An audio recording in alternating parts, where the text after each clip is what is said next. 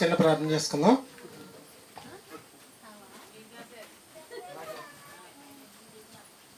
ప్రియ పరలోకమందున మా తండ్రి, సాయంకాల సమయంలో నీ యందు భయభక్తి కలిగి నీ యొక్క జ్ఞాన గ్రంథం నుంచి కొన్ని మాటలు నేర్చుకొని సదుద్దేశంతో ఇక్కడికి వచ్చాను తండ్రి. చెప్పబడుతున్న మాటలు మా జీవితంలో లోటుపాటు నుండి సరి చేసుకున్న భాగ్యం అక్కడ ప్రతిపట్టుకు తెచ్చామని క్రీస్తునామని ప్రార్థన అడిగి వేడుకుంటున్నాం పరమ తండ్రి, ఆమేన్. అంటే క్రితం శుక్రవారం పగలు 4 భాగాలు నేర్చుకున్నాం. శుక్రవారం నైట్ 4 భాగాలు నేర్చుకున్నాం. ఆదివారం ఉదయం ఈస్టర్ మెసేజ్లు 3, ఇప్పుడు ఒక 2 మెసేజ్లు. అంటే శుక్రవారం ఆదివారం కలిపితే 4 అంటే ఒక నెల రోజులు మీరు చర్చి మానేస్తే ఎంతో, ఈ 2 రోజులు చర్చి మానేస్తే అంతే కదా. ఒక నెల రోజుల పాటు చర్చి మానేస్తే ఎంత కోల్పోతారో, ఈ 2 రోజులు మానేసిన వాళ్ళు అంత కోల్పోవడం అనేది జరుగుతుంది. మన దగ్గర ఉన్న అవకాశం ఏంటంటే పొరపాటున రావడం కుదరని వాళ్ళకి ఇమీడియట్లీగా మనం యూట్యూబ్ ఛానల్లో వీడియోలన్నీ పెట్టడం జరుగుతుంది. చక్కగా ఖాళీ సమయాన్ని చూసుకుని వచ్చే వారం లోపల ఈ మెసేజ్లను ఒకసారి వినేశారనుకోండి, వీళ్ళతో పాటు మనం కలుసుకుని ముందుకెళ్ళిపోవచ్చు.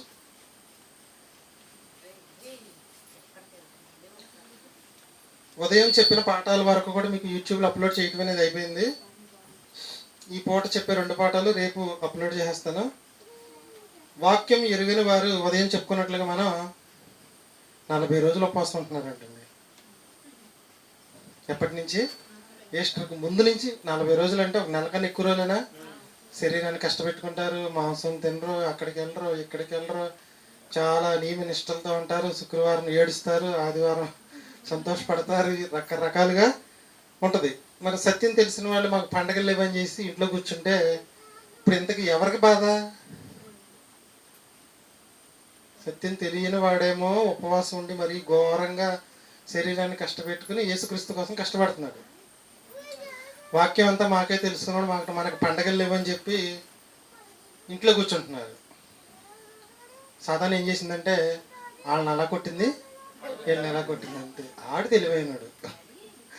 మనం మాత్రం శుక్రవారం ఉదయం సాయంకాలం కూడా చక్కగా ఉదయం 4, సాయంకాలం 4 క్లాసులు నేర్చుకున్నాం. సిలువలో పలికిన 7 మాటలు. మనమేం పండగ చేయలేదండి. పండగ ఏమైనా చేసామండి? పండగ ఏమీ చేయలేదు. ముందు ఆదివారం ప్రసాద్ మీకు పాఠం చెప్పాడు. ఏంటంటే మట్ల ఆదివారం ప్రత్యేక సందేశం చాలా బాగుంది. అదొకటిను సిలువలో పలికిన 7 మాటలు కూడా అద్భుతమైన వివరణ. ఎన్ని కలిపి ఒక ప్లేలిస్ట్లో పెట్టేస్తాను నేను 2025 ఈరోజు ఉదయం జరిగినాయి, ఈరోజు సాయంకాలం కూడా జరిగినాయి, మొత్తం కలిపి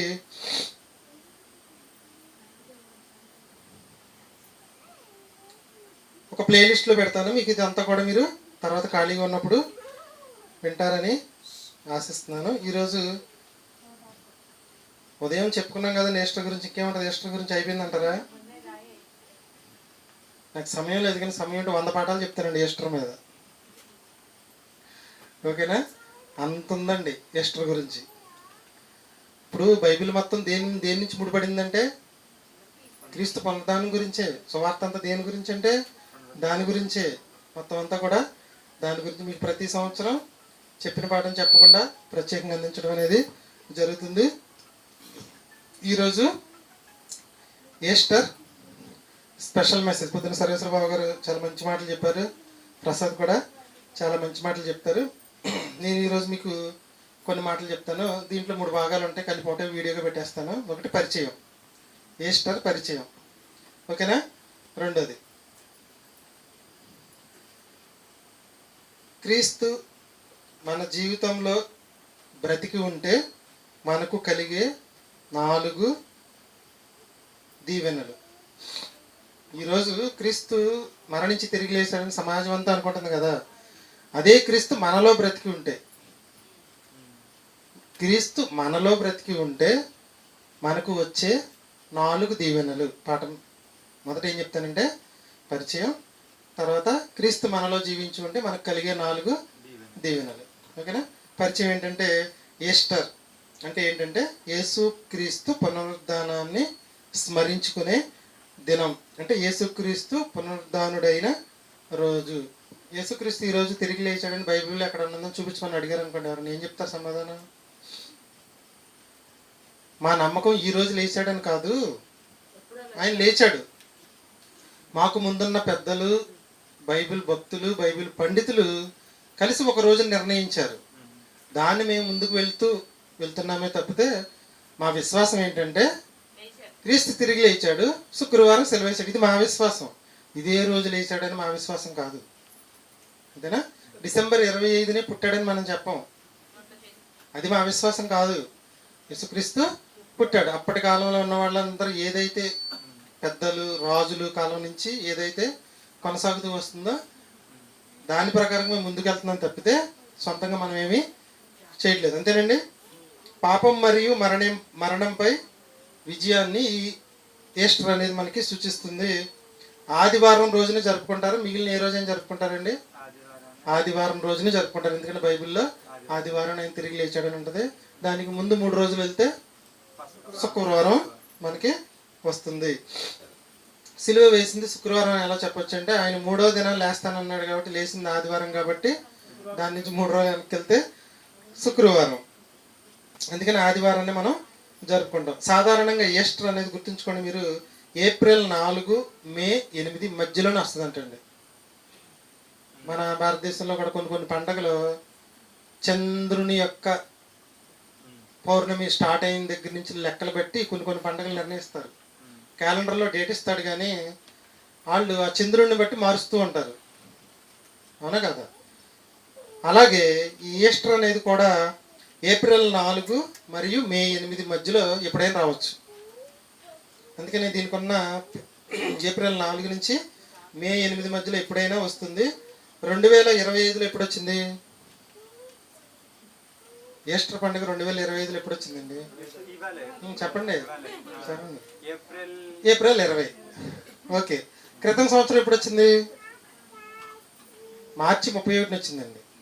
20 రోజులు తేడా వచ్చేసింది. అదే 2023లోకి వెళ్ళారనుకోండి, ఏప్రిల్ 9వ తారీఖున జరుపుకున్నాం. 2022లోకి వెళ్తే ఏప్రిల్ 17, 2021కి వెళ్తే ఏప్రిల్ 4ని జరుపుకున్నాం. 2020లో అయితే ఏప్రిల్ 12ని జరుపుకున్నాం. అంటే ఈస్టర్ అనేది కరెక్ట్గా ఒక డేట్లో రాదు. కానీ యేసుక్రీస్తు జన్మదినం అనేది డిసెంబర్ 25 కాదు. ఎప్పుడు డిసెంబర్ 25. అది ఏ వారమా అని మనకు అనవసరం. కొన్ని కరెక్ట్గా అదే టైంలో జరుగుతుంది. కానీ ఇది మాత్రం వాళ్ళకి యూదులకు సంబంధించిన పండగకి సంబంధించి అంతా వాళ్ళ లెక్కల ప్రకారం పెద్దలందరూ నిర్ణయించిన దాని ప్రకారం మన క్యాలెండర్లు ఇవ్వడం అనేది జరుగుతుంది. డిసెంబర్ 25నే జన్మదినం. ప్రతి సంవత్సరం డిసెంబర్ 25న జరుపుకుంటాం. కానీ ఈస్టర్ మాత్రం నిర్ణీతమైన తేదీ అనేది ఉండదు. ప్రతి సంవత్సరం తేదీ మారుతుంది. అందుకని ఈస్టర్ని ఏమంటారంటే కదిలే విందు అంటారంటండి. కదిలే విందు. ఎప్పుడు కూడా ఇది మారుతూనే ఉంటుంది. ఈస్టర్ సమయం తేదీని ఎలా నిర్ణయిస్తారంటే ఖగోళ మరియు చర్చి సంప్రదాయాల మిశ్రమంపై ఆధారపడిన పెద్దలందరూ కలిసి కూర్చుని దీన్ని నిర్ణయించడం అనేది జరుగుతుంది. ప్రతి సంవత్సరం ఏప్రిల్ నెలలోనే ఉంటుందా ఈస్టర్ అంటే ఖచ్చితంగా ఏప్రిల్ నెలలోనే ఉంటుంది. లేదంటే ఒక 2-3 రోజులు వెనకెళ్ళచ్చు, ఒక 2-3 రోజులు ముందుకి వెళ్ళచ్చు. వారి లెక్కల ప్రకారం పౌర్ణమి నుంచి లెక్కేస్తారంటండి. వారి లెక్కల ప్రకారం పౌర్ణమి నుంచి లెక్కేసి ఎంతవరకు అనే దాని తర్వాత వచ్చే ఆదివారాన్ని మనకి ఈస్టర్గా నిర్ణయిస్తారు. దానికి ముందు 3 రోజులు గుడ్ ఫ్రైడే, దానికి ముందు 4 రోజులు మటల ఆదివారం అనేది జరుపుకుంటారు. ఇది ఈస్టర్ గురించిన పరిచయం. ఓకేనా? ఈస్టర్ గురించి పరిచయం అర్థమైందండి. మరి ఈస్టర్ ఈ రోజున యేసుని సజీవుడిగా తిరిగి లేచాడని చెప్తున్న మనం మన జీవితాల్లో యేసు సజీవుడిగా ఉన్నాడా లేక ఇంకా సిలువేసే ఉంచామా? అదేంటంటే మనం ఎందుకు వేస్తామండి సిలువ? యూదులు వేసారు, చంపేశారు, తిరిగి లేచాడు కదా, మళ్ళీ మనం సిలువేటువంటి ఎంతగా ఉందని అనుకుంటున్నారా? యేసుక్రీస్తు మన జీవితాల్లో పునరుద్ధానుడై ఉన్నాడా లేదా ఇంకా సిలువలోనే సిలువేసి బంధించేసామా? ఈ రోజుకి పాపం చేసే ప్రతి వాడు కూడా ఆయన సిలువేస్తూ బాహాటంగా ఆయన అవమానపరుస్తున్నట్లే. ఎవరైతే పాపం జోలికి పోకుండా ఉంటారో వాళ్ళందరి జీవితాల్లో యేసుక్రీస్తు ఈ రోజు కూడా పునరుద్ధానుడై ఉంటాడు. ఎప్పుడూ కూడా యేసుక్రీస్తు మన జీవితాలు ఎలా ఉండాలంటే పునరుద్ధానుడై ఉండాలి. సిలువేసి సమాధిలో పెట్టే పరిస్థితుల్లో మనం ఉండకూడదు.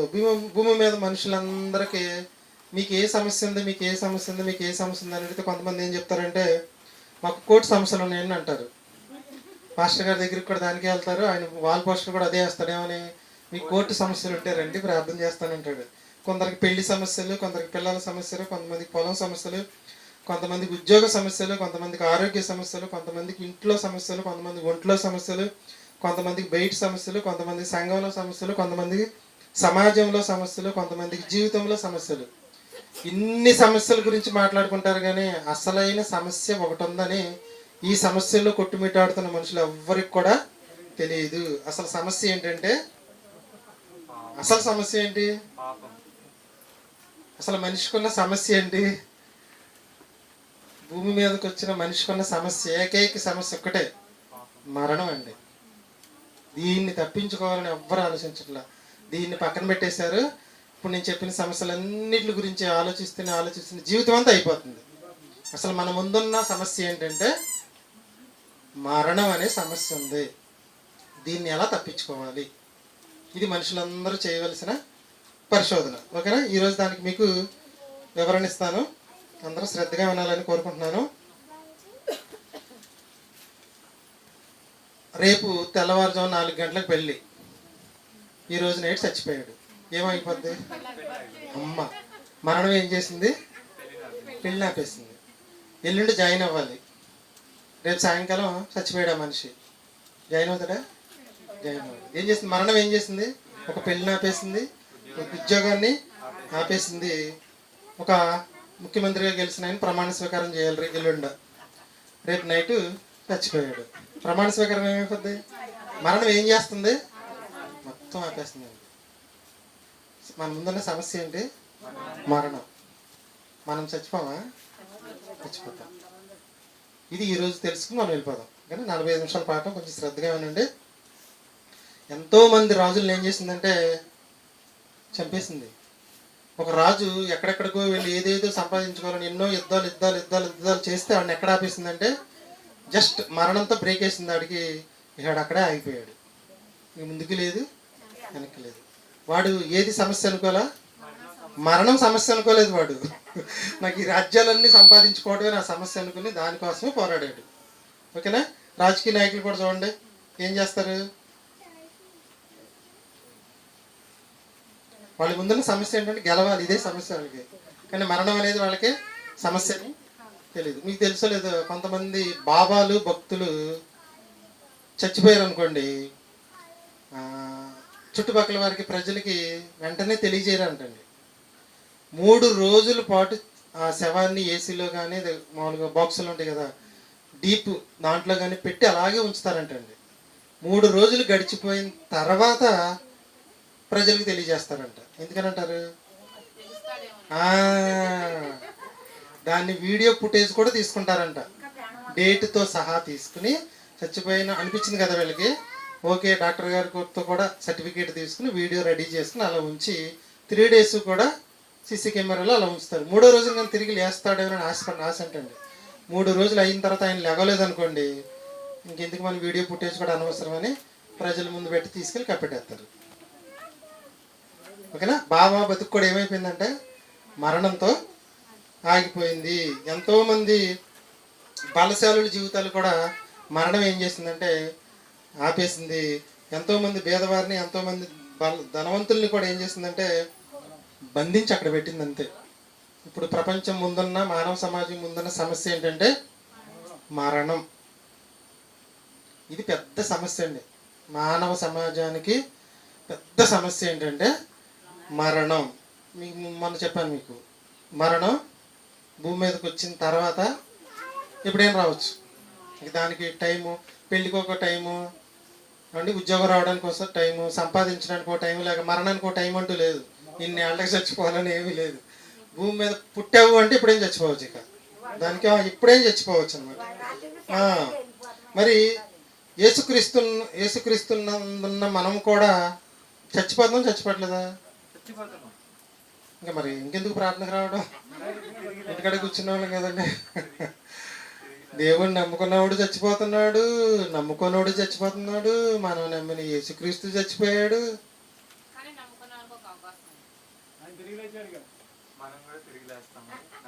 నమ్మకం. మరి మరణం, మరి మనకున్న సమస్య ఏంటి? మరణం. మరి మనం కూడా చచ్చిపోతే మరణాన్ని మనం ఏమీ చేయలేనట్టే కదా. అది కూడా మనల్ని ఏం చేసినట్టు? ఓడించేసినట్టేనా? పాఠానికి బాగానే కనెక్ట్ అయ్యారు. ఇంకా ముందుకు వెళ్దాం.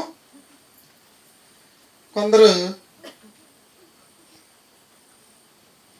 ఎవరి జీవితాలనైనా సరే బ్రేక్ వేయగలిగినట్లుగా బ్రేక్ వేసింది మరణం. రాజకీయవేత్తలు కానీ, ఆధ్యాత్మికవేత్తలు కానీ, వైజ్ఞానికవేత్తలు సైతం ఏం చేసిందంటే బ్రేక్ వేసి వాళ్ళ జీవితాన్ని ఆపేసింది. కొందరు మనం చర్చికి వస్తుంటే అడిగే కొన్ని మాట్లాడి, మనం హైందవుల్లోంచి ఎక్కువ వచ్చాము, మన చుట్టుపక్కల ఉన్న వాళ్ళందరూ కూడా ఎక్కువ ఎవరు ఉంటారంటే హైందవ సహోదరులే ఉంటారు. వాళ్ళు అడిగే 3 ప్రశ్నలు చెప్తాను మీకు. మనకి ఎంతమంది దేవుళ్ళు ఉంటే నువ్వు అక్కడికి ఎందుకురా వెళ్ళడం అంటారండి. మొదటి ప్రశ్న ఏంటంటే, మనకి ఇంతమంది దేవుళ్ళు ఉంటే ఎక్కడో అమెరికా నుంచి వచ్చిన దేవుడు, ఇజ్రాయెల్ దేశం నుంచి వచ్చిన దేవుడు మనకు అవసరం అంటారా అంటారు. రెండో ప్రశ్న ఏంటంటే, ఇక్కడ లేనిది అక్కడ ఏముందని వెళ్తున్నావురా నువ్వు అని అడుగుతారండి. ఏంటి, ఇక్కడ లేనిది అక్కడ ఏముందని వెళ్తున్నావు, ఇక్కడ ఏమి తక్కువైందని నువ్వు అక్కడికి వెళ్తున్నావు. మొదటి ప్రశ్న చెప్పమంటారా? మనకు ఎంతమంది దేవుళ్ళు ఉండగా ఆ దేవుడి దగ్గరికి ఎందుకు వెళ్తున్నారు. రెండోది, ఇక్కడ లేనిది అక్కడ ఏముందని వెళ్తున్నారు, ఇక్కడ ఏమి తక్కువైందని అక్కడికి వెళ్తున్నారు. మన దేవుళ్ళ దగ్గర మీకు ఏమి తక్కువైందని అక్కడికి వెళ్తున్నారు. ఇక్కడ లేనిది అక్కడ ఏముందో మాకు చెప్పు.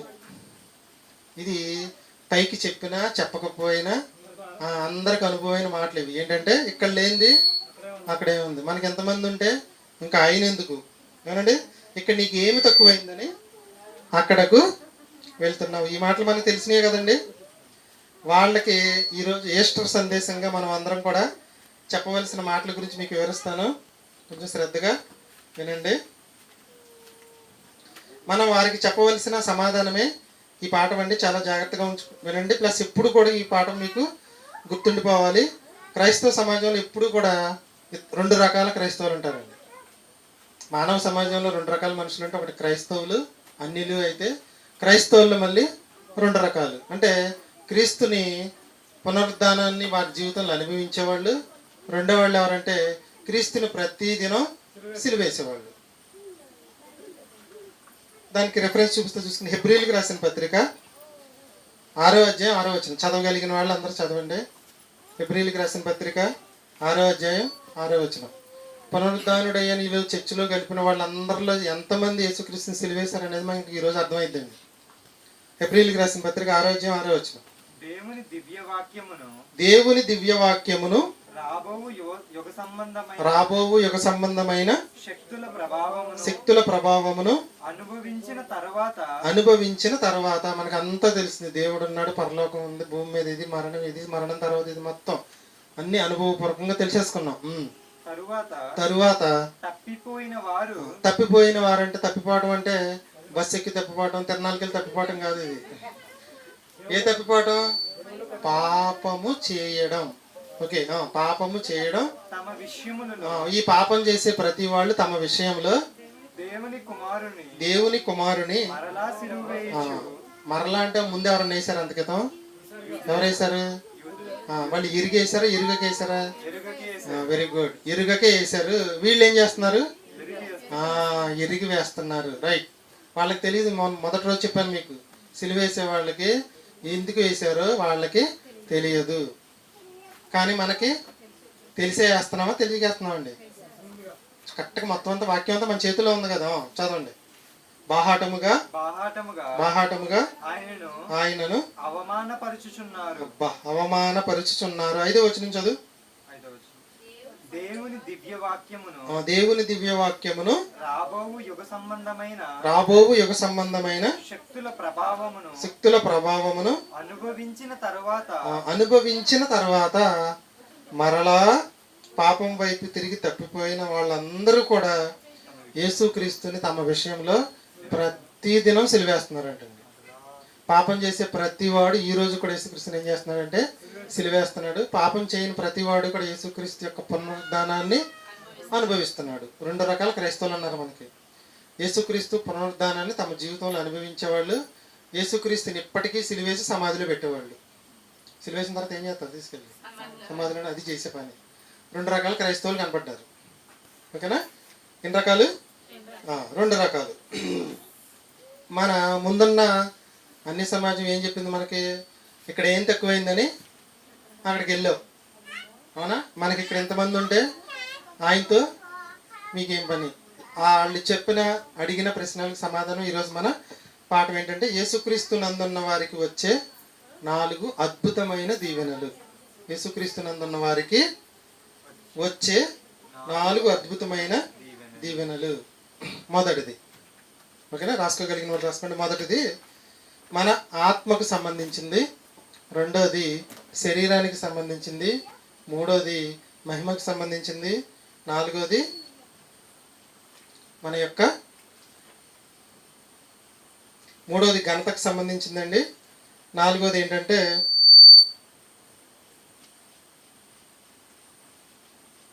సహవాసానికి సంబంధించింది. మొదటిది ఆత్మకు సంబంధించింది, రెండోది శరీరానికి సంబంధించింది, మూడోది ఘనతకు సంబంధించింది, నాలుగోది సహవాసానికి సంబంధించింది.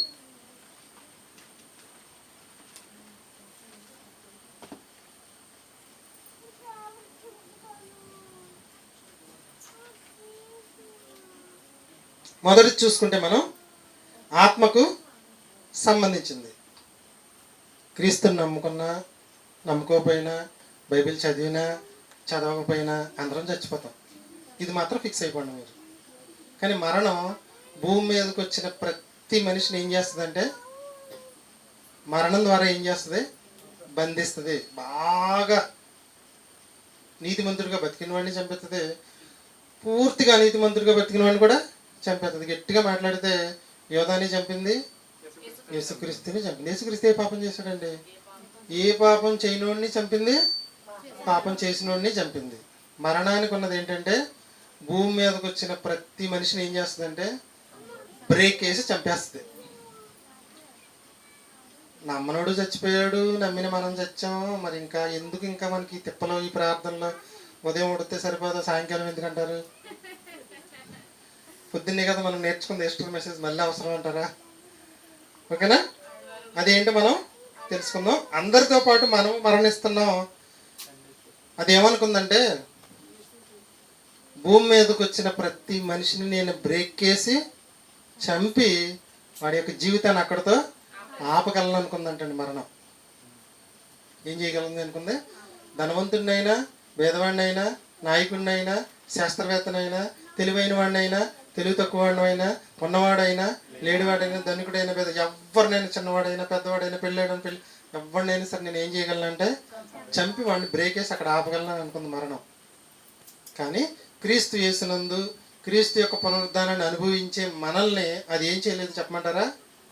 మన ఆత్మని పరదేశికి వెళ్లకుండా ఏమీ ఆపలేదంటండి. అది నిజమా కదా? మరణం నిన్ను ఎక్కడికి ఆపింది? చంపింది అంతే, చంపగలిగింది మాత్రమే. కానీ ఆత్మ పరదేశికి వెళ్లకుండా ఆపలేకపోయింది. శరీరాన్ని మాత్రం చంపి భూమి మీద ఆపగలిగింది, కానీ మరణాన్ని పరదేశికి వెళ్లకుండా ఆపలేకపోయింది. క్రీస్తు రెండో రాకుండా పరలోకానికి వెళ్లకుండా కూడా అది ఆపలేదు. ఇప్పుడు మరణాన్ని మనం జయించాం, యేసుక్రీస్తు జయించాడు. మనం కూడా జయించాం. క్రీస్తు యేసునందున్న వారు, క్రీస్తు పునరుద్ధానాన్ని అనుభవించే ప్రతి వాళ్ళకి కూడా మరణం వస్తుంది. శరీరాన్ని మాత్రమే అది చంపగలదు. మరణించిన తర్వాత మనల్ని ఎక్కడికి వెళ్లకుండా ఆపలేదు. అది పరదేశికి వెళ్లకుండా ఆపలేదు, పరలోకానికి కూడా వెళ్లకుండా ఆపలేదు. ఇప్పుడు మరణానికి భయపడాలంటారు మనం? భయపడే పనే ఉంది. నేను చెప్పింది మీకు అర్థమైందండి పాయింట్? క్రీస్తు పునరుద్ధానాన్ని అనుభవించే ప్రతి వాళ్ళు కూడా మరణం నీ శరీరంలోంచి ఆత్మను వేరు చేయగలదు తప్పితే నీ ఆత్మ పరదేశికి వెళ్లకుండా, నెమ్మది పొందే స్థలానికి వెళ్లకుండా, పరలోకానికి వెళ్లకుండా మరణం ఆపగలదా? అంటే మరణం ఆపగలదా మనం పరదేశికి వెళ్లకుండా? మన పేరు ఎవరికి? ఆత్మక శరీరానికి? మన పేరు ఆత్మకే, శరీరానికి కాదు. మరణానికి మన ఆత్మ పైన శాశ్వత నియంత్రణ అనేది లేదు. శరీరం మీద మాత్రం ఉంది. దానికి శరీరం మీద నియంత్రణ ఉంది, కానీ మన మరణానికి మన ఆత్మ పైన శాశ్వతమైన నియంత్రణ అనేది లేదు. శాశ్వతమైన నియంత్రణ కూడా అది మనల్ని చేయలేదు. మన పేరు మన ఆత్మకే కానీ మన శరీరానికి కాదు. మన అందరిలో కూడా ఏముందనుకున్నామంటే, మొదటి రోజు చెప్పుకున్నాం, సిలువలో పలికిన మాటల్లో జీవ వాయువు మనందరిలో కూడా ఉంది. మరణం గురించి బైబిల్ గ్రంథంలో ఏ రాయబడిందంటే, మరణమున వశమున పడకుండా భూమి మీద ఎవ్వరూ కూడా తప్పించుకోలేరు, మరణపు రుచి చూడకుండా ఏ నరుడు కూడా బ్రతకలేడు అని సవాల్ విసురుతుంది అది. ఏయ్ నేను నిన్ను చంపుతా, మనమేమనాలి? నేను అంటే ఎవరు అనుకుంటున్నావు నువ్వు? నా శరీరం కాదు, నా ఆత్మ.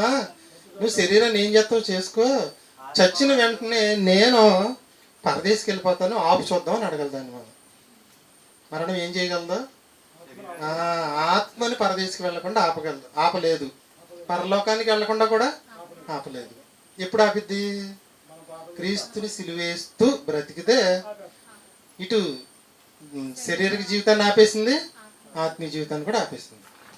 పునరుద్ధానంలో ఉన్న శక్తిని గ్రహించిన మనం అందరం కూడా పాపానికి దూరంగా ఉంటే మరణం మనల్ని ఏమీ చేయలేదు. ఏం చేస్తుంది మరణం? మనల్ని ఏం చేస్తుంది చెప్పండి? ఇప్పుడు మనం అందరం చచ్చిపోయాం అనుకుందాం, ఏమైనా చేస్తుందండి మన మరణం? మనం నీతిమంతులుగా ఉంటే ఇమ్మీడియట్లీగా పరదేశికి వెళ్ళిపోతాం. నేను అంటే ఎవరు? ఆత్మ. ఆత్మ ఏమైనా చేయగలిగింది? అది ఏమీ చేయలేదు. మొదటిది చర్చికి రావడం వల్ల, క్రీస్తుని నమ్మడం వల్ల, క్రీస్తు యేసునందు ఉండటం వల్ల, అందరినీ వదిలి ఇక్కడికి వచ్చి ఈ దేవుణ్ణి నమ్ముకోవడం వల్ల మనకు కలిగే మొదటి ప్రయోజనం ఏంటంటే, మొదటి దీవెన ఏంటంటే, ఇది మొదటి దీవెన ఏంటంటే, చచ్చిపోయిన వెంటనే భయపడకుండా మన ఆత్మ ఎక్కడికి వెళ్ళిపోద్ది అంటే పరదేశికి వెళ్ళిపోద్ది. ఆ వెళ్ళిపోయే పరదేశికి వెళ్ళే ఆత్మనే ఈ మరణం అనేది ఆపగలదా అని నా ప్రశ్న. ఆపలేదు. శరీరం నుంచి ఆత్మను వేరు చేయగలదు తప్పితే, మరణం యొక్క రుచిని చూపిస్తుంది తప్పితే, మన ఆత్మ పరదేశికి వెళ్లకుండా ఆపలేదు, పరలోకానికి వెళ్లకుండా కూడా ఆపలేదు. చాలాసార్లు చదివిన మాట ఒకసారి చూద్దాం. కొలసీలకు రాసిన పత్రిక 3వ అధ్యాయం 2వ వచనం. కొలసీలకు రాసిన పత్రిక 3వ అధ్యాయం 2వ వచనం.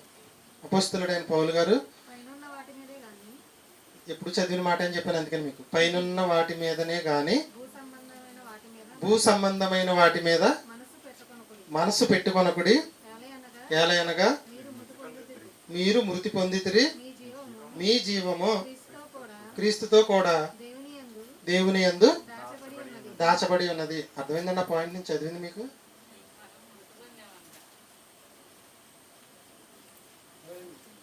మళ్ళీ ఒకసారి చదువుదాం, ఇది అర్థమైతే వెళ్ళిపోదాం. యేసుక్రీస్తు శిలువలో పలికిన 7 మాటల వివరణలో మీకు 7వ మాట వివరణలో చెప్పారు. శరీరము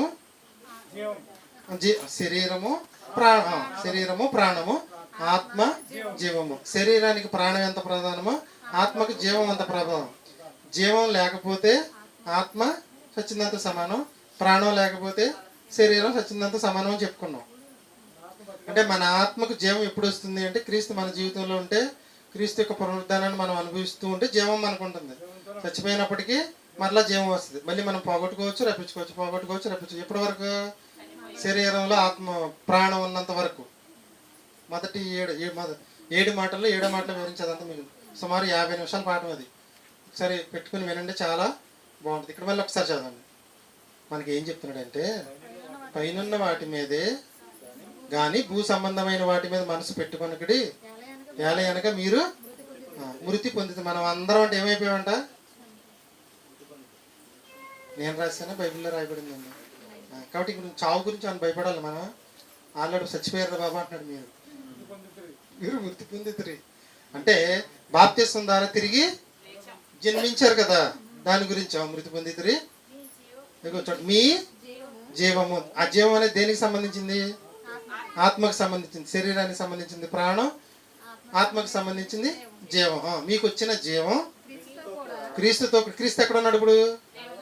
పరలోకంలో ఉన్నాడు. క్రీస్తుతో కూడా దేవుని యందు దాచబడ్డం అంటే జాగ్రత్తగా మన జీవాన్ని అక్కడ దాచాడంటండి. ఎవరు? యేసుక్రీస్తు. యేసుక్రీస్తుతో పాటు అంటే మీతో పాటు ఈ డబ్బులు పట్టుకెళ్ళాలి, ఇంటికి ఇవ్వండి, ఎక్కడ పెట్టుకుంటామని అర్థం? మనతో పాటు జాగ్రత్తగా పెట్టుకుంటామని అర్థం. ఇప్పుడు మన యొక్క జీవం ఎవరి దగ్గర ఉందండి? యేసుక్రీస్తుతో పాటు ఎక్కడ ఉంది? దేవుని యొద్ద దాచబడి ఉన్నది. అసలు భయపడాలంటారు మనం. ఇంకా దేవుడు ఏమంటున్నాడంటే, అయ్యా మీరు చచ్చిపోయారు, మీ జీవం యేసుక్రీస్తుతో కూడా పరలోకంలో భద్రంగా ఉంది, ఇంకా చావు గురించి మీరు భయపడవలసిన పని లేదు. ఒకవేళ చచ్చిపోయినా చక్కగా పరదేశకు వచ్చేస్తారు. క్రీస్తు రాకడ జరిగిన పరలోకానికి వచ్చేస్తారు. మీ జీవం దాచబడి ఉంది. మీరు ఇంకా చచ్చిపోతారని అనుకుంటున్నారు కానీ ఆల్రెడీ మీరు చచ్చిపోయారని చెప్తున్నారు. ఇంకా చావు గురించి ఆలోచించవలసిన పని ఏమైనా ఉందా? లేదు. ఎవరు చెప్పిన మాట ఇది? పౌలు గారు చెప్పిన మాట. 3వ వచనం చదవండి. 3వ వచనం చదివేసావుగా? మళ్ళీ ఒకసారి చదవండి. పైన 2వ వచనం కూడా చదవమ్మా. పైన వాటి మీదనే కానీ భూ సంబంధమైన వాటి మీద మనసు పెట్టుకొనకుడి. ఏలయనగా మీరు మృతి పొందితిరి, మీ జీవము క్రీస్తుతో కూడా దాచబడి ఉన్నది. ఎక్కడ క్రీస్తుతో కూడా అంటే దేవుని యందు. ఇప్పుడు మన యొక్క జీవం పరలోకంలో దాచబడి ఉంటే మరణం మనల్ని ఏమైనా చేయగలదా? ఆ జీవాన్ని ఏమైనా చేయగలదా? చేయలేదు. ఇప్పుడు మనల్ని చూసి ఎవరు భయపడాలి? మరణం భయపడాలి. అటువంటి జ్ఞానం మనకు ఉండాలి ముందు. అటువంటి జ్ఞానం మనకుంటే మరణం మనల్ని చూసి భయపడుద్ది. మనం ఏమనుకోవాలి? నాకు క్రీస్తు ద్వారా జీవం వచ్చింది నా ఆత్మకి, అందుకైతే నా ఆత్మకి జీవం లేదు. అపరాధాల చేత పాపాల చేత చచ్చిపోయిన నా ఆత్మకు క్రీస్తు ద్వారా జీవం వచ్చింది. ఆ జీవం కుమారునితో పాటు పరలోకంలో దాచబడి ఉన్నది దేవుని యొద్ద. ఇప్పుడు చావు గురించి మనం భయపడతామండి? అస్సలు భయపడం. మరి మరణం మనం ఏం చేయగలదు? మనల్ని మరణం ఏం చేయగలదంటే ఏమీ చేయలేదండి. నేను అంటే మీరు శరీరం అని ఆలోచించుకోకండి. ఆత్మ ఆత్మ ఆత్మ అని ఆలోచించుకోండి. నీలో ఉన్న ఆత్మ నిన్ను నేను అంటే ఏంటనే అర్థం? అది ఆత్మ. ఆత్మను మరణము ఏమీ చెయ్యలేదు. ఏమైనా చేయగలదా? వెళ్ళిపోతున్న పరదేశకు వెళ్ళిపోతున్న ఆత్మను ఏమైనా చేయగలదా? ఆపగలదా? అడ్డుకట్ట వేయగలదా? పరలోకానికి వెళ్ళకుండా ఆపగలదా? ఆపలేదు. మరణం మనల్ని ఏమీ చేయలేదు. మన ఆత్మను ఆపే శక్తి మరణానికి లేదు. భక్తులందరూ చనిపోయారండి. చనిపోయిన వెంటనే ఎక్కడికి వెళ్ళిపోయారు? మరణం ఏమైనా చేయగలిగింది వాళ్ళని? ఏమీ చేయలేకపోయింది. యేసు కూడా మరణించాడు. యేసు ఆత్మ కూడా ఎక్కడికి వెళ్ళిపోయిందంటే పరదేశకి వెళ్ళిపోయింది. యేసు అనగానే మీరు సమాధిలో పెట్టిన శరీరం అనుకున్నారనుకోండి, ఇక మంది భూ సంబంధమైన జ్ఞానమే. అంతేనా? యేసు అనగానే వెళ్ళిపోయింది చూసారా పరదేశకి ఆత్మ, అది అనుకున్నారనుకోండి, మంద పర సంబంధమైన జ్ఞానం. ఇంక నేను చెప్పింది అర్థమైందండి? యేసు క్రీస్తు పరదేశికి వెళ్ళాడు అనగానే శరీరం ఎక్కడే ఉంది కదా అని అనుకోవద్దు. పేరు ఎవరికంటే ఆ వెళ్ళిపోయిన ఆత్మకే పేరు. మరణం యేసుక్రీస్తుని ఏం చేసింది? మరి మనల్ని బంధిస్తుందా? మనల్ని ఏం చేయలేదు. అది మీకు చెప్పే సారాంశం ఏంటంటే యేసుక్రీస్తుకే కాదు, ఆయన అడుగుజాడల్లో నడిచిన మనందరికి కూడా మరణం మనల్ని ఏమీ చేయలేదు. మరణించిన వెంటనే మన ఆత్మ పరదేశికి వెళ్ళిపోద్ది. క్రీస్తు రెండో రాకల్లో పరలోకానికి వెళ్ళిపోద్ది. ఆత్మ, మన యొక్క ఆత్మను మరణము ఏమీ చెయ్యలేదు. అందుకనే మీకు అంతమంది ఉన్నా వాళ్ళందరినీ వదిలేసి ఈయనే కావాలని ఇక్కడికి వచ్చాం మనం అని చెప్పాలి వాళ్ళకి. ఓకేనా? ఇక్కడ లేనిది అక్కడ ఏముందంటే ఇదే ఉంది. అక్కడ మీ అందరూ మరణానికి భయపడతారు. మీరు నమ్ముకున్న దేవుళ్ళందరూ మరణించారు, సమాధిలో కప్పెట్టి అక్కడే ఉన్నారు. మేము నమ్ముకున్న ఆయన తిరిగి లేచాడు. యేసుక్రీస్తు దేవుడు, దేవుని కుమారుడు అనడానికి ఒక్క మాట చాలంటుంది. మరణించి తిరిగి 3వ దినాన లేచాడు. మీలో ఎవరైనా లేచిన వాళ్ళు ఉంటే తీసుకురండి, సవాల్ అనండి. మా దగ్గర ఎవరు లేరు, మేము సరిపెట్టుకుంటామని వెళ్ళిపోతారు. వాళ్ళందరిని వదిలి ఇక్కడికి ఎందుకు వచ్చామో అర్థమైందా? రైట్. రెండోది, యేసు ఆత్మను వెళ్లకుండా ఆపలేకపోయింది. లాజరు ఆత్మను కూడా అబ్రహాం రొమ్మునికి ఆనుకున్నట్టుకు వెళ్లకుండా కూడా ఆపలేకపోయింది. చనిపోయిన తర్వాత మన ఆత్మను పరదేశికి వెళ్లకుండా మరణం ఏమీ చేయలేదు. ఎవరిని? క్రీస్తు యేసునందున్న వారి గురించి నేను చెప్పేది ఇది. కడమోళ్ళు అందరూ ఎక్కడికి వెళ్ళిపోతారంటే నరకానికి వెళ్ళిపోతారు. కాబట్టి రెండవది మన శరీరానికి సంబంధించింది నేర్చుకున్నాం. మొదటిది మన ఆత్మ, నేను, నువ్వు, మనం అందరం కూడా మనందరినీ కూడా ఆత్మ మరణం ఏమీ చేయలేదు. మరణించిన వెంటనే అయితే భూమి మీద ఇక్కడ శరీరంతో కలిసి ఇక్కడిక్కడ తిరుగుతాం. ఒకవేళ చచ్చిపోయాం అనుకోండి, మేము ఆత్మ వెళ్ళిపోద్ది. ఎక్కడికి వెళ్ళిపోద్ది అంటే పరదేశకి వెళ్ళిపోద్ది. ఇంకా మన చావు ఎక్కడ ఉంది? అలా దైవిక జ్ఞానంతో ఆత్మీయ జ్ఞానంతో మనం ఆలోచించాలి. మొదటిది అయిపోయింది. రెండోది మరి ఓకే ఆత్మ వెళ్ళిపోయింది, మరి శరీరం ఉంది కదా, దీన్ని కొల్లబెట్టేస్తుంది కదా అని డౌట్ అవుతుంది. ఏ కాదా? శరీరం ఏమో ఇక్కడే వదిలిపెట్టేసాం. యేసుక్రీస్తు అన్నావు, నువ్వు అన్నావు, ఆయన అన్నావు, అందరూ ఆత్మలు అన్నావు, పేరు ఆత్మకే అన్నావు. ఓకే వెళ్ళిపోయింది ఆత్మ, ఓకే పరదేశంలో ఉంది. శరీరం ఎక్కడ ఉంది? కొన్ని శరీరం అక్కడ అలాగే ఉంటుందా అంటే తగలబెడుతుంది, కప్పి పెడితే కుళ్ళిపోతుంది, మట్టిలో కలిసిపోతుంది. మరి శరీరాన్ని అయినా పాడు చేయగలిగిందా అని మీకు కౌంటర్ రావచ్చు. మొదట ఆత్మను ఏం చేయగలిగిందా? మరణం ఏం చేయలేకపోయింది. ఓకే, శరీరాన్ని ఏం చేసిందో చూద్దాం. పెళ్లిని ఆపగలదు, ప్రయాణాన్ని ఆపగలదు, ప్రమాణ స్వీకారాన్ని ఆపగలదు, ఉద్యోగంలో జాయిన్ అవడాన్ని ఆపగలదు. ఏం చేయలేదు చూడండి. కొరింథీయులకు రాసిన మొదటి పత్రిక 15వ అధ్యాయం 50వ వచనం. మీకు ఈ పాఠం అండి సంవత్సరం కాలం పాటు కాదు, చచ్చిపోయే రోజు వరకు గుర్తుండాలండి ఈ పాఠం. ఈ రోజు నేను చెప్పే పాఠం, ఓకేనా? కొరింథీయులకు రాసిన మొదటి పత్రిక 15వ అధ్యాయం 50వ వచనం. కొరింథీయులకు రాసిన మొదటి పత్రిక 15వ అధ్యాయం 50వ వచనం. సహోదరులారా, నేను చెప్పినదేమనగా రక్త మాంసములు దేవుని రాజ్యమును స్వతంత్రించుకొన నేరవు. అంటే మీరు ఈ మట్టిలోకి వెళ్ళిపోయిన రక్త మాంసంతో కూడిన శరీరం పరలోకానికి వెళ్దాం, ఇది ఫిక్స్. నెక్స్ట్ అక్షయతను స్వతంత్రించుకొనదు. ఇదిగో మీకు ఒక మర్మము తెలుపుచున్నాను. కొరింథీయులకు రాసిన మొదటి పత్రిక 15వ అధ్యాయం 50వ వచనం నుంచి 55వ వచనం వరకు. కొరింథీయులకు రాసిన మొదటి పత్రిక 15వ అధ్యాయం 50 నుంచి 55 వచనాల వరకు పౌలు గారు మాట్లాడుతూ మీకు ఒక మర్మాన్ని చెప్తున్నాను నేను అంటున్నాడు. మనమందరము నిద్రించము గాని నిమిషములో ఒక రెప్పపాటున క్రీస్తు రెండవ రాకడ జరగగానే మనమందరము మార్పు పొందుదుము. మోగును అప్పుడు మృతులు అక్షయులుగా లేపబడుదురు. అందుకేతో మరణం వీళ్ళని ఏం చేసిందంటే భూమిలో కప్పెట్టగలిగింది, అగ్నిలో కాల్చగలిగింది. కానీ ఇప్పుడు వచ్చేది అక్షయం అంటే నాశనం ఉండదు. తర్వాత మనము మార్పు పొందుదుము. క్షయమైన ఈ శరీరము అక్షయతను ధరించుకొనవలసి ఉన్నది. మత్యమైనది అమర్త్యమైనదిగా ఈ శరీరము అమర్త్యమును ధరించుకొనవలసి ఉన్నది. ఈ క్షయమైనది అక్షయతను ధరించుకొనినప్పుడు ఈ మత్యమైనది అమర్త్యమును ధరించుకొనినప్పుడు విజయమందు మరణము మృంగివేయబడి. యేసుక్రీస్తు మరణాన్ని మింగేశాడు కదా, మనం కూడా మరణాన్ని మింగేస్తాం. ఏమండి ఏ చర్చిలో కూడా ఇలా చెప్పరండి, యేసుక్రీస్తు మాత్రమే మరణాన్ని మింగాడండి, మనం మింగడం ఏంటని అనొద్దు. యేసుక్రీస్తు మూడో దినాలు లేచినప్పుడు ఆయనకు శరీరం వచ్చింది కదా, మహిమ శరీరం.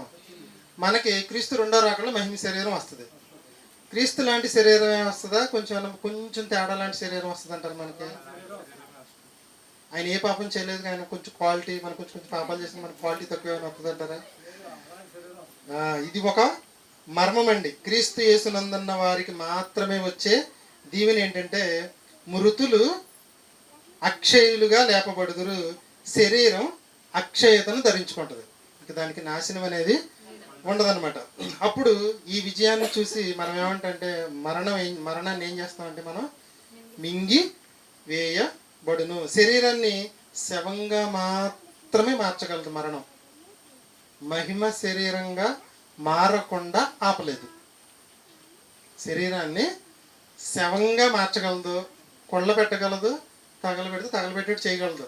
కానీ క్రీస్తు రెండో రాకడలో మన యొక్క శరీరం అక్షయ శరీరంగా మారినప్పుడు అక్షయ శరీరంగా మారకుండా మరణం ఆపలేదు. మరణానికి భయపడాలంటారు మనం? మరణం ఏం చేయగలదంటే మన శరీరాన్ని శవంగా మార్చగలదండి, అంతే. కానీ క్రీస్తు రెండో రాకల్లో మన శరీరానికి ఏ శరీరం వస్తుంది? అక్షయ శరీరం వచ్చినప్పుడు మరణాన్ని మనం కూడా ఏం చేస్తామంటే ఇంగేస్తాం, అంతే. శరీరాన్ని ఏం చేయలేకపోయింది, ఆత్మను ఏమీ చేయలేకపోయింది. కాబట్టి మనం మరణం గురించి భయపడతాం అంత అవసరం అంటారా?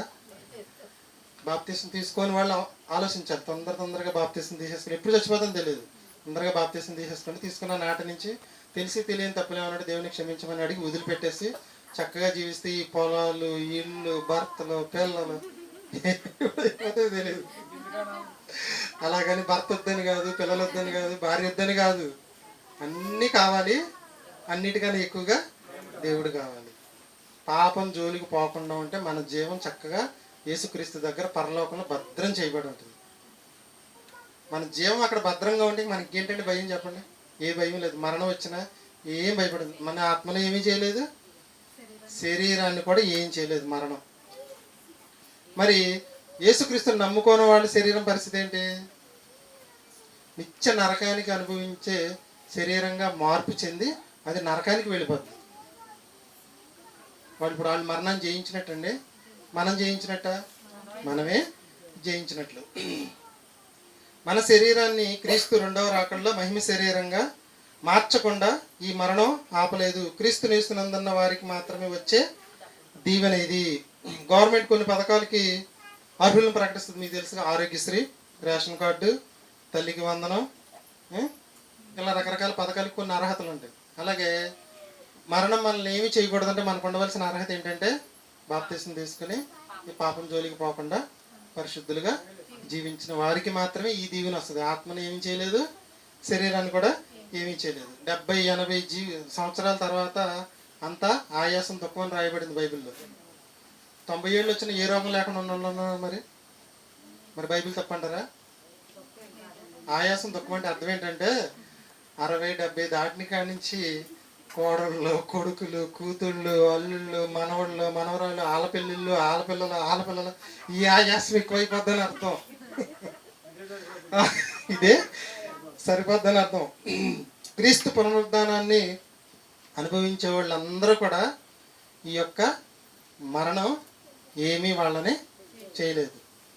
ఆత్మను ఏమీ చేయలేదు, శరీరాన్ని కూడా ఏమి చేయలేదు. ఆత్మ పొందే మహిమకు మరణం ఆపలేదు, శరీరం పొందే మహిమను కూడా మరణం ఆపలేదు. ఇప్పుడు యేసుక్రీస్తు శరీరం మహిమ శరీరంగా మారిపోయింది, మనందరికీ తెలుసు. ఏమైనా మరణం ఆపగలిగిందండి? నేడు నువ్వు నాతో కూడా పరదేశంలో ఉందువు. మరణం ఏమైనా ఆపిందా? చక్కగా దొంగతో సహా ఇద్దరు వెళ్ళిపోయారు. మళ్ళీ వచ్చేసాడు యేసుక్రీస్తు, పరలోకానికి వెళ్ళిపోయాడు. ఆపగలిగిందా? ఏం చేయలేకపోయింది మరణం. ఒకసారి ఆలోచిస్తే మరణం వల్ల ఏమవుతుంది? ఇప్పుడు మనలో క్రీస్తు పునరుద్ధానాన్ని అనుభవించిన రోజున కొంతమందికి ఉన్న డౌట్ ఏంటంటే, యేసుక్రీస్తు మూడో దినాలు లేచాడు మహిమ శరీరంగా, మనం ఎప్పుడో లేస్తాం మహిమ శరీరంగా. ఆయనంటే దేవుని కుమారుడు, ఆయన శరీరం మహిమ శరీరం ఒకలాగా ఉంటుంది, మనది ఒకలాగా ఉంటుంది అని కొంత డౌట్ ఉందంటండి కొంతమంది. దానికి క్లారిఫికేషన్ ఇచ్చేస్తాం మీకు. ఫిలిప్పీ పత్రిక 3:21. అపోస్తులుడైన పౌలు ఫిలిప్పీ పట్టణంలోని క్రైస్తవులు పత్రిక రాస్తూ చెప్తున్న మాట ఏంటంటే 3:21.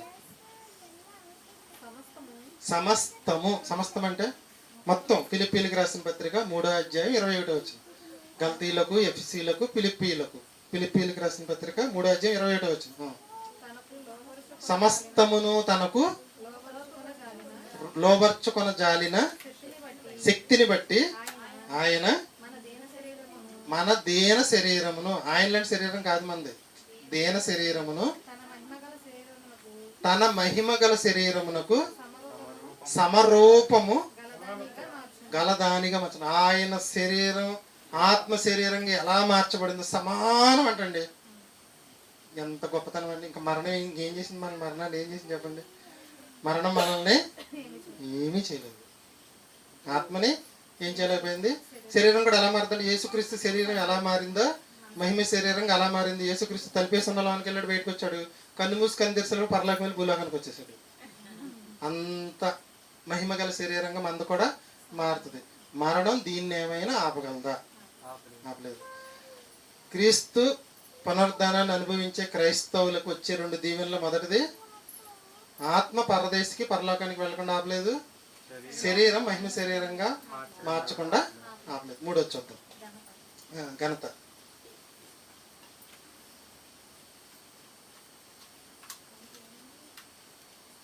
కొంతమంది ఏమనుకుంటారంటే, మాకు చనిపోవడానికి ముందు రోగాలతో క్రీస్తుని నమ్ముకున్నాం కానీ రోగాలు వచ్చి చనిపోయాము. కొంతమంది ఏమో అవయవాలు లేకుండా చనిపోయామని బాధపడతారు. క్రీస్తులోకి వచ్చిన తర్వాత మార్పు చెందారు కానీ అప్పటికి కొన్ని భాగాలు అవయవాలు లేవని బాధపడతారు. కానీ క్రీస్తు 2వ రాకడలో మహిమ శరీరంగా మారేటప్పుడు ఏ అవయవం అయితే లేదో ఆ అవయవం లేకుండా వస్తుందా? ఏమని చెప్పాడు ఇప్పుడు యేసుక్రీస్తు? సమరూపం. యేసుక్రీస్తుకి ఏ అవయవాలతో అయితే మహిమ శరీరం వచ్చిందో అదే అవయవాలతో మహిమ శరీరం అనేది మనకి వస్తుంది. ఏమంటే ఇంతటి అవకాశాన్ని ఎవ్వరు కూడా పోగొట్టుకోవద్దు, పాపం జోలికి పోవద్దు. చిన్నప్పుడు ప్రసాద్ చెప్పాడు, ఇంత సులువుగా నన్ను క్రైస్తవుణ్ణి చేయజూచుచున్నావే.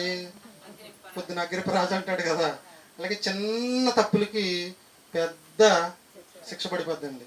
కాబట్టి చాలా జాగ్రత్తగా భూమి మీద మనం బ్రతకాలి. 3వది, ఘనతకు సంబంధించింది. భూమి మీద ప్రతి మనిషి ఏం కోరుకుంటాడంటే, పెళ్ళికి వెళ్ళాం, అందరూ మనం పలకరించాలి. ఎవ్వరు పలకరించలేదు అనుకోండి, కోళ్ళకు సంబంధించిన ఫంక్షన్కి వెళ్తే కోళ్ళని తిడతాం, కొడుకు సంబంధించిన ఫంక్షన్కి వెళ్తే కొడుకుని తిడతాం. అక్కడికి వెళ్ళాను ఎవరు నన్ను మాట్లాడలేదు. ఏంటంటే మనం కోరుకునేది ఏంటంటే ఘనత. ఘనత, అందరూ నన్ను పలకరించాలి, అందరూ నన్ను చూడాలి. ప్రతి మనిషి, నాతో సహా మీతో సహా అందరం కోరుకునేది ఏంటంటే ఘనత. ప్రపంచంలో ప్రతి మనిషి ఘనతను కోరుకుంటాడు. భూమి మీదకి వచ్చిన ప్రతి మనిషి కూడా ఘనతను కోరుకుంటాడు. అందరూ నన్ను పొగడాలి, అందరూ నన్ను గుర్తించాలనే కోరిక అందరికీ ఉంటుందంటండి. గాంధీ గారిని జనాలు అందరూ మర్చిపోతారేమోనని గాంధీ గారి బొమ్మని నోటు మీద వేసేసారు. ఓకేనా? ఆ నోటు మీద ఉన్న గాంధీ గారు చెప్పింది ఏంటంటే, మద్యం తాగొద్దు, మాంసం ముట్టొద్దు అని చెప్పాడు. ఆ నోటు ఇచ్చి మాంసం తెచ్చుకుంటున్నాం, ఆ నోటు ఇచ్చి బ్రాంతి తెచ్చుకుంటున్నాం. ఇప్పుడు గాంధీ గారికి మహిమ వచ్చిందా? మహిమ పోయిందండి. గాంధీ గారికి మహిమ పోయింది. కీర్తనల గ్రంథం చూడండి, 49వ అధ్యాయం 16-17 వచ్చినారు. కీర్తనల గ్రంథం 49వ అధ్యాయం 16-17 వచ్చినారు. కీర్తనల గ్రంథం 49వ అధ్యాయం 16-17 వచ్చినారు. ఒకడు అంటే ఇక్కడ మీరు క్రైస్తవుడు కాదండి, ఓకేనా? క్రీస్తుని సిలువేసేవాడు అని అర్థం. మళ్ళీ మళ్ళీ మళ్ళీ మళ్ళీ ధన సంపన్నుడైనప్పుడు వాని ఇంటి ఘనత విస్తరించినప్పుడు భయపడకుము. వాడు చనిపోయినప్పుడు, అనీతిమంతుడు చనిపోయినప్పుడు అతని యొక్క ఘనత వాని వెంట దిగదు. భూమి మీద అంత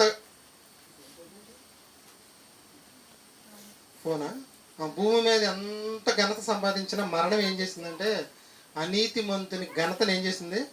అక్కడే ఆపేసింది. అనీతిమంతుని ఆత్మను ఏం చేసిందంటే ఆపేసింది. ఎక్కడికి వెళ్ళిపోయిందని? నరకానికి వెళ్ళిపోయింది. అనీతిమంతుని శరీరాన్ని ఏం చేసిందంటే ఆపేసేసింది. అనీతిమంతుని ఘనతను కూడా ఏం చేసిందంటే చచ్చిపోయిన రోజుతో క్లోజ్, అక్కడితో అయిపోయింది. కింద చదవండి. ఘనత తీసుకొని పోడు. మరణం ఘనతను ఏం చేసిందంటే ఆపేసింది. మరి క్రైస్తవుల ఘనత ఆగిపోద్దా ఆగదా? మరణం మనల్ని ఏం చేయలేదని చెప్పాక మీకు, మన ఘనతను కూడా ఏం చేయలేదు. అది ప్రార్థన గ్రంథం చూడండి, 14వ అధ్యాయం 13వ వచనం. ప్రార్థన గ్రంథం 14వ అధ్యాయం 13వ వచనం. అంటే మీ అందరూ నేర్చుకోగలిగితే అద్భుతమైన పాఠాలు. ప్రతి ఆదివారం కరెంటు ఇబ్బంది లేకుండా అంటే సాయంకాలం క్లాసులు పెట్టిన అద్భుతమైన పాఠాలు నేర్చుకోవచ్చు. ఎక్కడెక్కడికో వెళ్ళవలసిన పని లేదు. ఏంటది? ప్రార్థన గ్రంథం 14, 10, 13 అంత అవసరం లేదు, చివరిలో ఉంటుంది చూడమాట. అందుకని ఆల్రెడీ చదువుకుంది ఇది మనం. కీర్తనల ప్రార్థన గ్రంథం 14వ అధ్యాయం 13వ వచనం చివరి మాట, వారి క్రియలు వారి వెంట పోవునని ఆత్మ చెప్పుచున్నది. మరి నీతిమంతుల క్రియలు ఘనతలు చేసిన పనులను అని చేసారా, వాళ్ళతో బట్టి చంకన పెట్టుకుని చక్కగా వెళ్ళిపోవచ్చు. మరి వీళ్ళ ఘనత అంతా ఏమైపోయిందంటే ఇక్కడే ఆగిపోయింది. అంటే మరణం మన ఘనతను కూడా ఏమీ చేయలేకపోయింది, మన ఘనతను ఆపలేకపోయింది.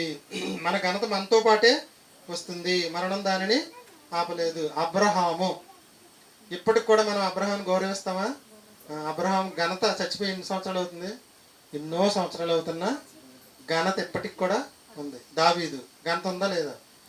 యేసుక్రీస్తు ఘనత ఉందా లేదా? అంటే నీతిమంతుడు చనిపోతే అతని యొక్క ఘనత పెంచబడుతుంది తప్పితే మరణం తర్వాత తగ్గింపబడదు. మరణం మన ఘనతను కూడా ఏం చేయలేదు, ఏమీ చేయలేదు. ఇంకా పెరిగితే పెరగచ్చు కూడా. ఇది ఒక క్రైస్తవులకు మాత్రమే, క్రీస్తు పునరుద్ధానాన్ని అనుభవించే క్రైస్తవులకు మాత్రమే వచ్చే దీవెన. మన మరణం తర్వాత కూడా మన ఘనత తగ్గిపోదు, మరవబడదు. మన క్రియలన్నీ కూడా మనతో పాటు పరలోకానికి వచ్చేస్తాయి. కొరింథీయులకు రాసిన పత్రిక చూడండి, 15వ అధ్యాయం 18వ వచనం. 1 కొరింథీ, కొరింథీయులకు రాసిన మొదటి పత్రిక 15వ అధ్యాయం 18వ వచనం. అంతేకాదు క్రీస్తునందు నిద్రించి 2 కొరింథీ పత్రిక అండి,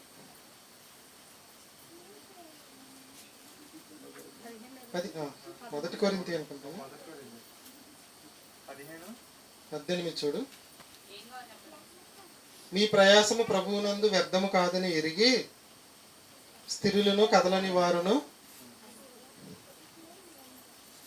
5:18 అన్నాడు చూడండి.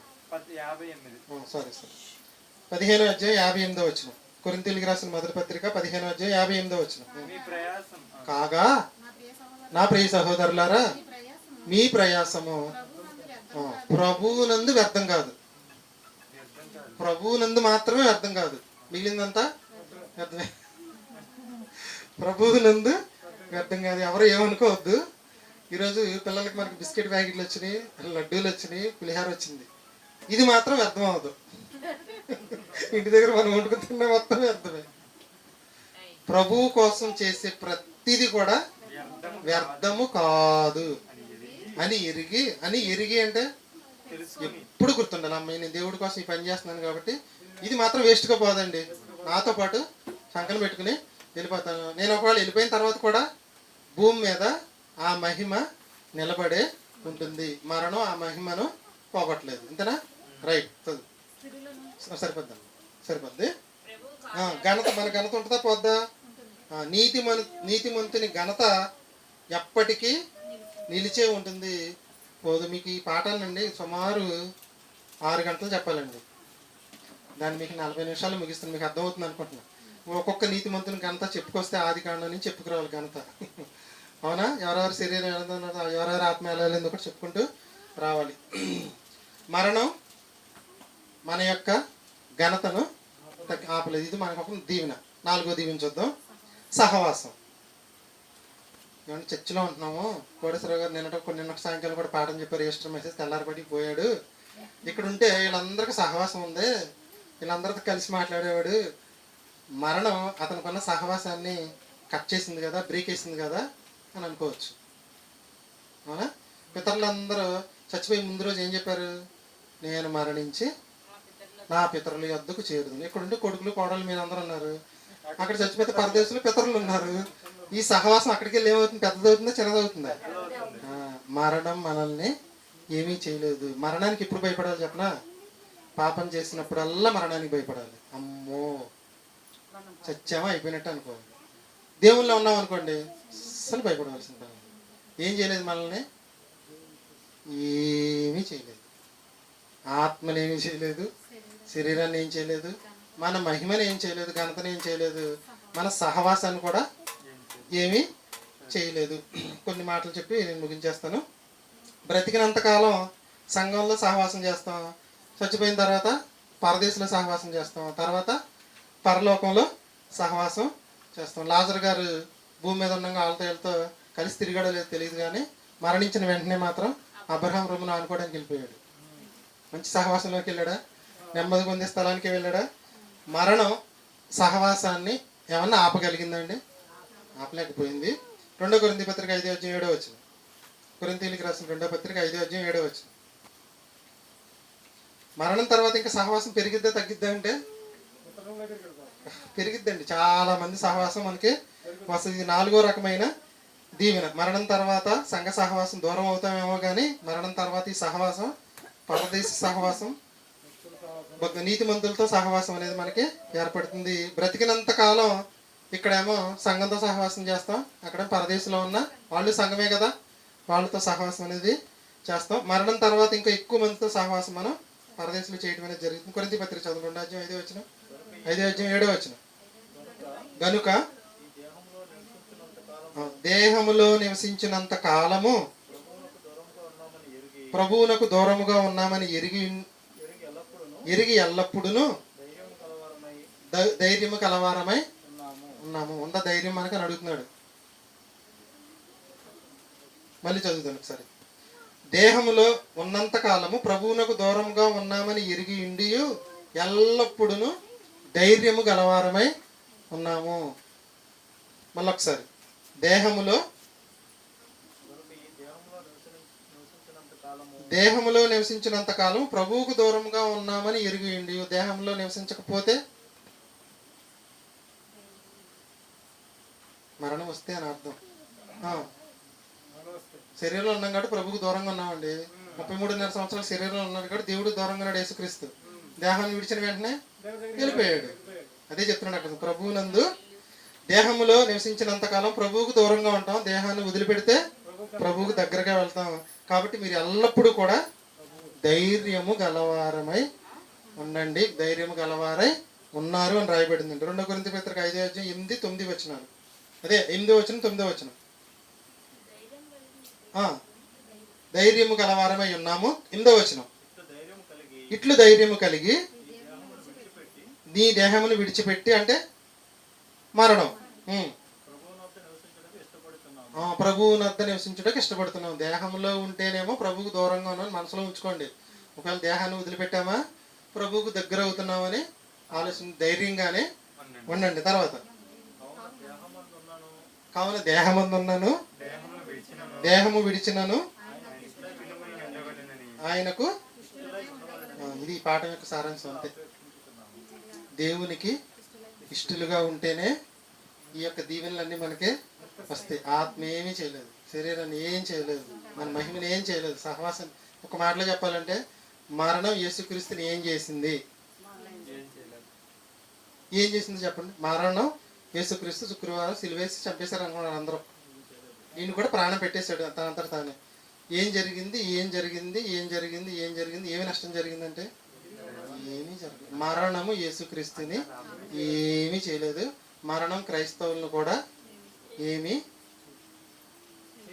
ఏం చేయలేదు. పోనీ ఏం చేస్తుందో చెప్పండి.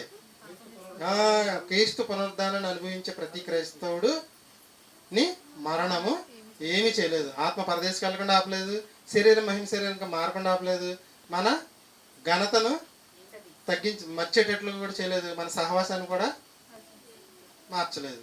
మరణం మనల్ని ఏం చేయగలదంటే మనమే మరణాన్ని ఏం చేయాలి? మింగేయాలి అంతే. అదేనా రాయబడింది మనకి ముందు రోజు చదివినది. మన జీవం ఎక్కడ దాచిపడింది?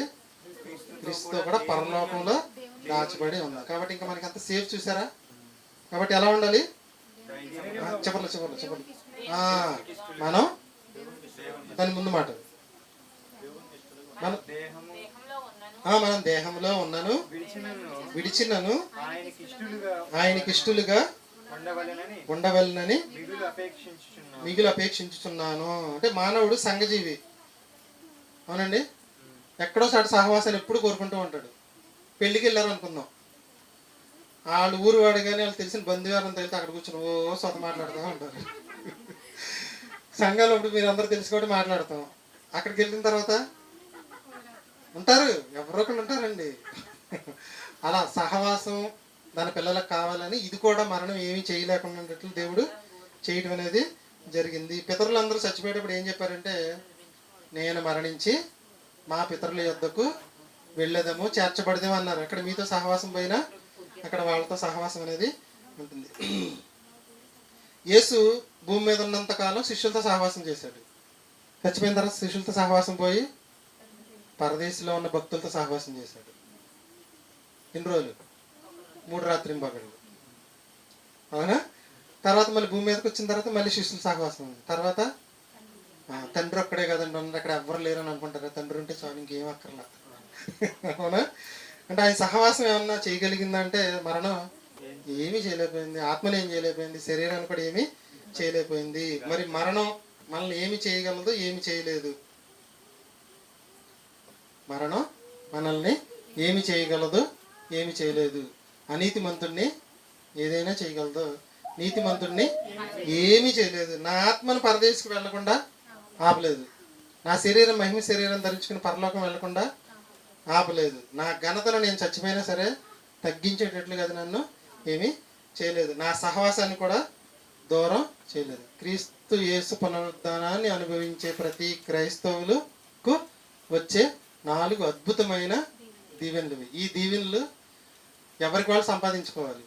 మరణం ఈ దీవెనలు మనకు రాకుండా ఆపలేదు. ఈ రోజు నుంచి మరణానికి ఎవరు కూడా భయపడవలసిన పని లేదు. దేనికి భయపడాలంటే మరణం యొక్క ముళ్ళేంటి? పాపానికి భయపడాలి. చాలామంది మరణానికి భయపడతారు. మరణానికి భయపడకూడదు, పాపానికి భయపడాలి. మరణపు ముళ్ళు పాపం. ఆ పాపాన్ని మనం విరిచేసామనుకోండి, మరణం మనల్ని ఏమీ చేయలేదు. కాబట్టి చావు గురించి ప్రపంచం అందరికీ సమస్య ఏంటి? చావే సమస్య. ఆ సమస్య మనకి లేదు. మనకుందా సాగు సమస్య అండి? ఉన్నామనుకోండి ఇక్కడ ఉంటాం, లేవనుకోండి పరదేశంలో ఉంటాం. ఇంకంతే. శరీరం ఉంది కదా ఇక్కడ ఉందనుకుంటే క్రీస్తు 2 రకాల మహిమ శరీరం వస్తుంది. ఘనత పోద్దా అంటే పోదు. సహవాసం పోద్దా అంటే అన్నీ పెరుగుతాయి తప్పితే మామూలుగా ఉన్న శరీరం మహిమ శరీరం అయిందంటే పెరిగిందా తగ్గిందా? ఇక్కడ ఊళ్ళో తిరిగేవాళ్ళం, ఈ లోకం నుంచి వేరే లోకం వెళ్ళిపోయామంటే పెరిగిందా తగ్గిందా? ఇక్కడి నుంచి పరలోకం వెళ్ళిపోతామంటే పెరిగింది. సహవాసం పెరిగింది. ఘనత పెరిగిద్దా తగ్గిద్దా? యేసుక్రీస్తు చచ్చిపోయిన తర్వాత ఘనత పెరిగిందా, బతికొండగా ఘనత పెరిగిందా? ఘనత పెరిగిద్దే తప్పితే తగ్గిపోదు. అబ్రహాం గారు ఇప్పుడు చచ్చిపోతే మత్తయి సువార్తలో కొత్త నిబంధన స్టార్ట్ చేస్తూ ఫస్ట్ ఆయన పదమే, ఆయన పేరే రాశారు, అబ్రహాము కుమారుడును. ఘనత తగ్గిందా పెరిగిందా? పెరిగింది. మరణం మనల్ని ఏమైనా చేయగలదా? మరణాన్ని ఏం చేయాలి? మనం యేసుక్రీస్తులాగా మింగేయాలి. ఇది ఆత్మజ్ఞానం లేని వారికి చెప్పామనుకోండి ఏం అర్థం కాదు. మరణం మనం మింగడం యేసుక్రీస్తు గారు మింగేదంటారు. నువ్వు మింగితేనే నీకు పరలోకం. అర్థమైందండి పాఠం? కాబట్టి ఎస్టర్ ముందు ఆదివారం పేరేంటి? మట్టల ఆదివారం రోజు దగ్గర నుంచి ఈ రోజు నైట్ వరకు చెప్పిన పాఠాలన్నీ కూడా అద్భుతమైన పాఠాలండి. ఎవరైనా మిస్ అయిన వాళ్ళంటే యూట్యూబ్లో పెడతాను. మొత్తం మీరు ఒక్కసారి వింటేనే ఆత్మజ్ఞానవంతులు అవుతారు. కావ్య మాత్రం ప్రతి పాఠం మన కోటేశ్వరి మిస్ అవ్వకుండా వచ్చారు. వాళ్ళకి నేను చెప్పక్కర్లా పాఠాలు ఎలా ఉన్నాయి వాళ్ళకే. సరేశ్వర బాబు మిస్ అవ్వలేదు, కొంతమంది కూడా మిస్ అవ్వలేదు. ఈ 4 మాటలు ఆయన చెప్పేసిన తర్వాత ముగించేసుకుని వెళ్ళిపోతాం. ప్రార్థన కూడా ఆయన చేస్తాం. మనకు వచ్చే దీవులు 4 అండి. ఈ రోజు నుంచి మరణానికి ఎవరు కూడా భయపడద్దు. మరణానికి ఉన్న ముళ్ళేంటి? పాపం. పాపానికి భయపడండి, పాపానికి దూరంగా ఉండండి, పాపం జోలికి పోకండి. నేను ఒక పాట రాశాను, మీకు మొన్నే గుర్తుంది. పిల్లలారా పిల్లలారా పిల్లలారా పిల్లలారా అంటే చిల్డ్రన్స్ బైబిల్ స్కూల్ పిల్లలు కాదు. బైబిల్లో రాయబడింది ఏంటంటే పెద్దవాళ్ళనే పత్రికల్లో మీకు రిఫరెన్స్ చూసి ఫోటోస్ పాఠం చెప్తున్నది. పిల్లలారా పిల్లలారా దేవుని పిల్లలారా, తర్వాత దేవునికి భయపడండి, దేవునికి విరోధముగా పాపము చేయకండి, పాపము జోలికి పోక జాగ్రత్తగా జీవించండి. ఈ 4 మాటలు పాటిస్తే పరలోకం వెళ్ళిపోతామండి. మనం అంత జాగ్రత్తగా రాసే చరణాన్ని సరేశ్వరబాబు గారు 4 మాటలు చెప్పి ముగిస్తారు. ముగించుకున్న అందరం వెళ్ళిపోతాం. ఇప్పుడు ఇది నేను చెప్పిన మెసేజ్ పునరుద్ధానం ఈస్టర్ మెసేజ్ అని అంటారా? కాదంటారా? ఎవ్రీ ఈస్టర్ కూడా మీకు న్యూ మెసేజ్ చెప్పడం అనేది జరుగుతుంది. కొంచెం ఈ శుక్రవారం ఆదివారం భవిష్యత్తులో ఎవరు కూడా మానకుండా ఉంటారని ఆశిస్తున్నాను.